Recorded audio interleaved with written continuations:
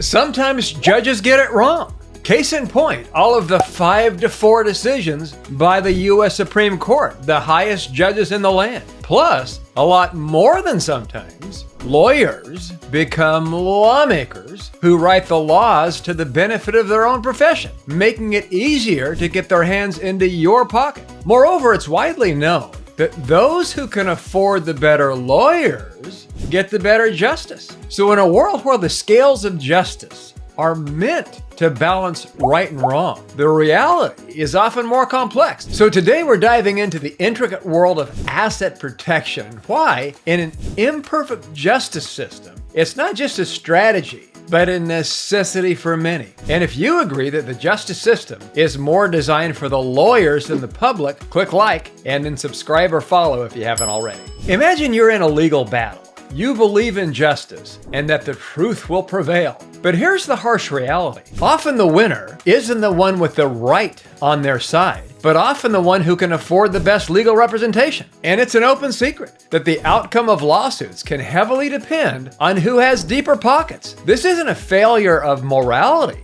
but a systemic flaw where the resources outweigh the righteousness. The uneven scales of justice. Here's a great example where one judge rules one way and another judge rules the exact opposite. This case resolved the disputed 2000 presidential election, Bush versus Gore. The U.S. Supreme Court ruled 5-4 in favor of George W. Bush over Al Gore. To halt the Florida vote recount was controversial and highly consequential, affecting who would become our next president. If the best justices in the land can agree on as big of an issue as this, how can you and I feel secure that the judges in our cases will get it right and rule in our favor, no matter how strong we think our case may be? Now consider this. A significant number of lawmakers, those who write our laws, are lawyers by profession. And it is no surprise that some laws seem tailor-made to benefit the profession itself.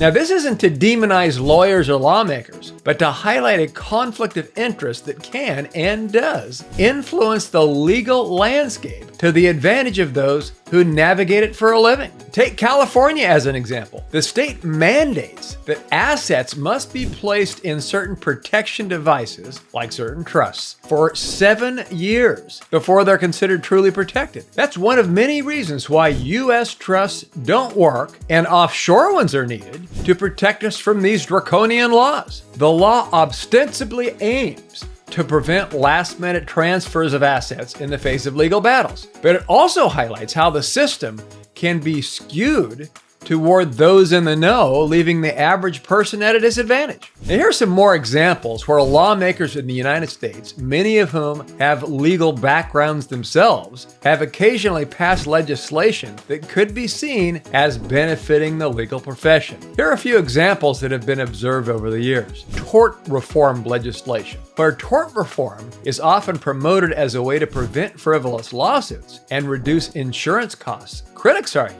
that certain tort reform measures may actually benefit lawyers by creating complex rules and exemptions that make litigation more lucrative for attorneys experienced in navigating these complexities. Intellectual property laws has significantly increased the demand for specialized legal expertise, benefiting lawyers working in these areas. Bankruptcy reform changes in 2005 made it more difficult for individuals to file bankruptcy under Chapter 7, requiring them to seek legal counsel to navigate more stringent requirements. Complex tax legislation. The U.S. tax code is notoriously complex and undergoes frequent changes which benefit tax lawyers and accountants who are needed to interpret and apply these laws. Securities regulations, including the Sarbanes-Oxley Act and the Dodd-Frank Wall Street Reform and the Consumer Protection Act of 2010. These laws made things so complex with harsh punishments that it benefits lawyers specializing in corporate and securities laws. The Class Action Fairness Act of 2005 made it easier for class action lawsuits to be moved into federal courts. Privacy and data protection laws require specialized legal knowledge to ensure compliance, benefiting tech and privacy lawyers. Healthcare legislation legislation, including the Affordable Care Act and HIPAA regulations, have made things so difficult for doctors that they have to hire attorneys just to navigate the waters. These examples show how legislation can indirectly benefit the legal profession by creating demand for legal services. However, it is also important to note that the stated intention behind many of these laws is to address real issues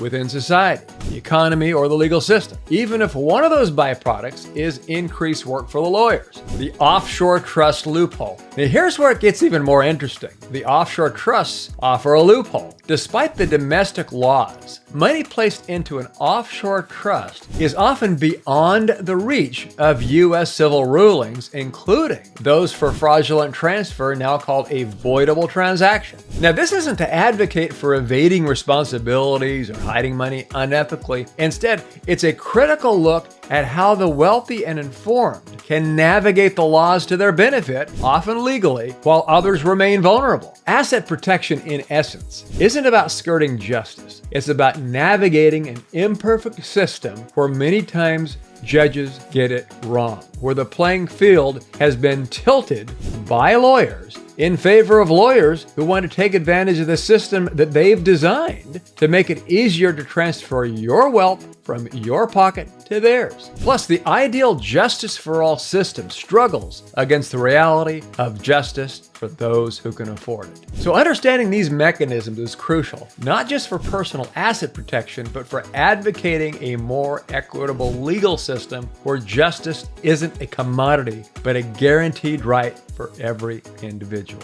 So join the conversation, share your thoughts, experiences, and let's envision a world where justice balances the scale of truth, not wealth. Subscribe for more insights, and together let's strive for a fairer future. Thank you for watching. Stay informed and stay protected. This is The Business Guy.